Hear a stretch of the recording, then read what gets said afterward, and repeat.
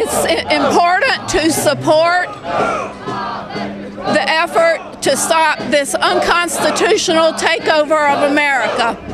Well, I think it's important that we let the leadership of the Congress, in this case Bob Etheridge, know that we don't want what they're trying to put off on us. So we're out here letting them know. And the only way we can tell them. Vote no! Bob Etheridge! Vote no! Bob Etheridge! Vote no! Bob Etheridge! Vote no! Bob Etheridge! Vote no!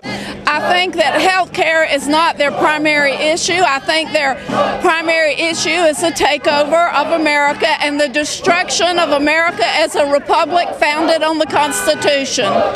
I don't expect it's going to do much because I think that they're pretty well set in their mind that they're going to pass this thing regardless of what the people want. I'm hoping that they pay attention and say, well, maybe we'll just hold off and vote against this particular version. I honestly don't think it's going to help. I think the scoundrels in Washington are going to do as they please with either the reconciliation or their slaughter solution, and all of that's unconstitutional, and all our hollering won't do anything, I don't think. However, we have to do it. Because I have to stand before God someday and tell Him that I tried to stand up for what was right. We don't want them to say after the fact, well, you didn't tell us. Well, we did tell you. You ignored us.